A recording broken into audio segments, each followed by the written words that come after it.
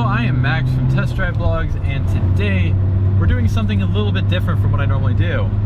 So, this weekend I was able to borrow a BMW, a 1972 BMW 3.0 CS from my work to go to a BMW show up in like Wentzville, Missouri, kind of west of St. Louis area. And that is what I'm driving right now, and we are currently actually driving back from it. So I figured why not do a like, what are my impressions of this car and that kind of stuff video. Let's get started. So I've really had the opportunity to test this car out truly, unlike most of the cars that I drive for my work, which is why I don't really show myself driving them that much. This car I've taken, you know, probably at least 110, 120 miles in the last few days, because of this is actually fairly far away from where I live. I really had the opportunity to test out what it's really made of. I've taken all over all kinds of roads, highways, back roads, curvy back roads, all of that. So what are my impressions of it? So this is a 1972 BMW 3.0 CS, as I mentioned beforehand. It is the E9 chassis code. These are very rare, believe it or not, surprisingly. Not really surprisingly, I'm not really sure. But a few of them have popped up at my work. I've driven a few. I drove a 3.0 CSI, a 2800 CS, which I actually filmed a video of for my channel like a year ago or so. And now I'm driving this one, which was the most recent one. And I drove it originally, you know, a couple months ago. Oh dear, I'm on a hill. I got a little stuck on the throttle there. So how does the 3.0 CS drive? Well, driving a car from the 70s is always going to have some interesting quirks to it. And this one is no exception, because it's basically all original to what it would have been in 1972. There's no real modifications or anything done with it. So the wheels are stock, the tire size is stock, the engine is stock, the transmission is the stock 4-speed, so on and so forth. It actually drives really well for what it is, for its age. The engine is a 3.0 liter, of course, twin carbureted inline-6 engine. I'd say it makes probably 180 horsepower, so nothing too crazy. There's a crow, you better not. That's how you get rid of crows on the road. Yeah, that was a horn, by the way, also. It's kind of funny.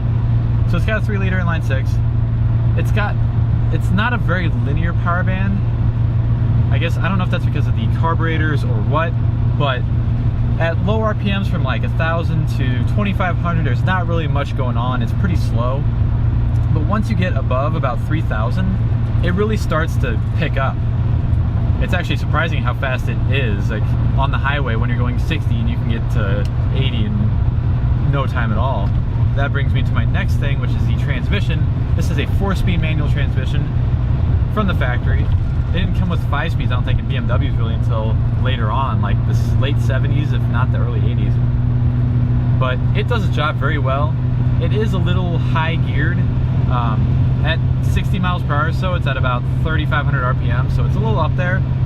My truck, my Ford Ranger, is at like, it has fairly short gears because it's only a 4-cylinder, and it goes up to like, I think it's like 3,000 at 65. But it's still drivable, of course, on the highway. It actually handles the highway very, very well. I was not expecting it to do, you know, as well as it did. There's no shakes in the steering wheel. There's no like feeling like, oh, I have to keep adjusting where I'm at or the steering. It's just nicely sorted out car. I feel like whoever owned this last had a really extensive restoration done on it, at least mechanically wise, because it just runs and drives fantastic. It does take a little bit to warm up. You do have to let it warm up for maybe 5 to 10 minutes with a little throttle help on it, because it won't idle, because that's just carburetors. And but after that, it runs perfectly fine. It doesn't stutter. It doesn't like backfire. It doesn't really do anything crazy. So going back to the highway, the funny thing about this car is that this was actually a German export car or a European export car whenever it was brand new. So it was sold, you know, in Europe. and that means it has like all the European specification stuff-ish in it. Like under the hood, everything's in German, and in the interior, everything's in German. One of the more interesting things is that the speedometer, of course, is in kilometers per hour due to the fact that it was from Europe, because they mostly use kilometers per hour over there, except for England.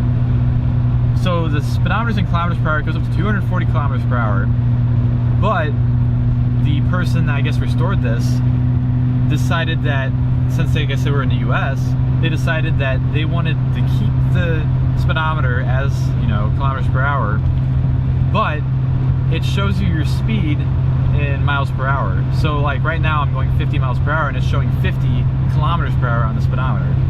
Just kind of a funny little thing. All the gauges work. Gas gauge, fuel gauge, all the gauges work.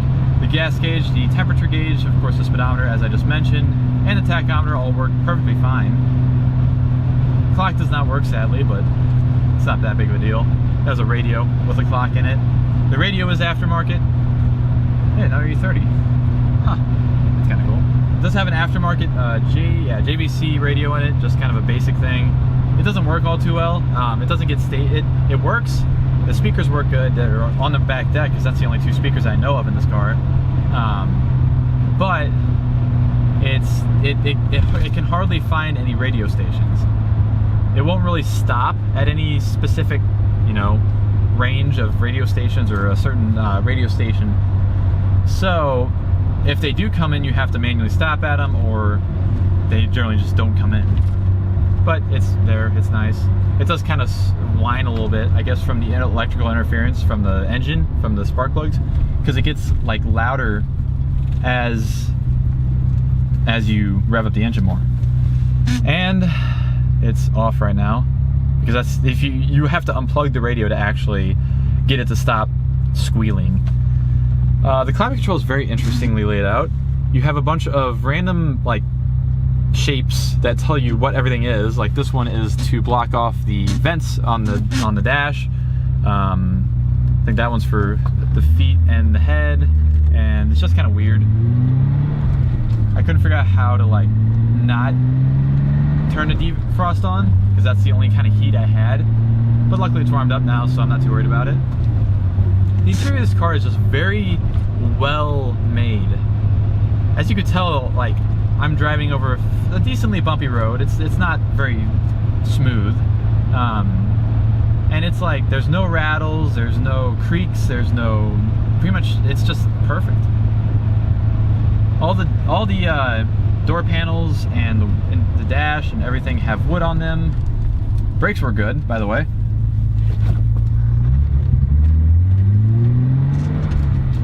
We're on this roundabout. But yeah, the brakes, as I was really distracted by a car that was coming around the roundabout that I didn't see beforehand. The brakes work very well. They're four-wheel disc brakes, which is kind of surprising for a car from 1972. But they work perfectly. It has power brakes, power steering, very smooth power steering. The turning circle on this thing is incredible. Like, you could probably turn this thing around in a normal width 2-lane road. Like, one lane going this way, one lane going this way. It's crazy how just tight it is. Steering is very tight. As I mentioned, I was able to, you know, test it out a little bit on some back roads. The engine has a beautiful note to it from that inline 6. The door panels, as I said, the dash, and all the way back into the back seats have all this nice wood grain, like real wood grain on them. I think it's real wood grain. Pretty sure it is. And it goes around the gauges. It's just very, very nice to look at. Back in the 70s was when they really had interior styling down to a T. I mean, sure, you had the 50s cars with their big bubbly dashes and all that, but like, this is very functional, yet also very stylish. So it really works just well. I think there's a speaker in the center of the dash that doesn't work. The seats are very plush, as you may guess. They're cloth, nice blue, like a light, or kind of like a darkish blue next to a darker blue. It really, white and blue is just a good color combination, at least in my opinion. It's weird. Fourth gear seems like it has the most power of available out of any of the gears. I don't know why, but like you can be going at just about any speed in 4th gear and it'll like kick up or it'll just go. It's pretty awesome. And of course, this car did actually come with power windows from the factory, but sadly they don't really work. I don't know what caused them to not work, but I remember on one of the other ones of these we had, they also didn't work on the front or the back. So I don't know if it's something with the design or what, but they actually, previous owner, whoever restored this, put manual windows in place, so you can still of course roll the front windows down. Rear windows not so much, sadly. There's a little bit of wind noise that comes in once you're going about, 50, 60, but I mean, that's 50 or 60 miles per hour, that's not 30. It's just amazing how well like this car is built. And one of the best things about this car is that like nobody knows what it is at all. It's crazy. Like I've went to various different places, even BMW meet. The guy's like, what is that? It's because you can tell it's a BMW from, say, the grille, of course the badges and the headlights and all that, but they're like, what is that? Because they're so uncommon. I don't know, I feel like they'd be rare, but I feel like there's probably a lot of them over in like California or something, so I'm not going to use the word rare quite yet. Yeah, they're very uncommon. As I mentioned, I've driven 3 of these in the time that I've worked at the place that I've worked, and that's the only ones that have been known around the St. Louis area for the last 5-6 years. So it definitely is a very awesome experience to drive this for a weekend. And this is actually, yeah, I've been driving it basically all weekend. I drove it home on Friday night, now it's Saturday or Sunday afternoon, and it's not skipped a beat. This thing, like, it's always kind of a scary thing. I don't know if it's really scary, but it's kind of like, in the back of your head, you're always like, when you're driving a car of this age, you're like, oh man, this is an old car, what if it breaks, blah, blah, blah, blah, whatever. Well, this car has been like, nothing at all bad has happened. Like I said, even the fuel gauge works, so I've been filling it up with gas, so I don't have to worry about running out of gas anytime.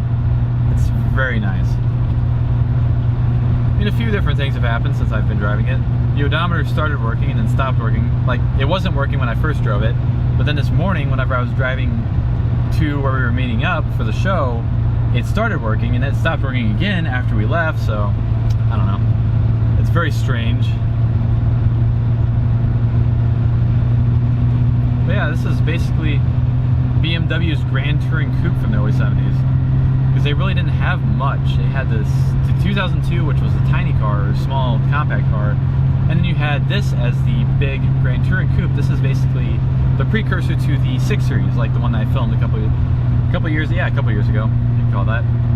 The 630, it was like an 89 635 CSI. This is basically the car that came before it, because they basically kind of went from one to the other.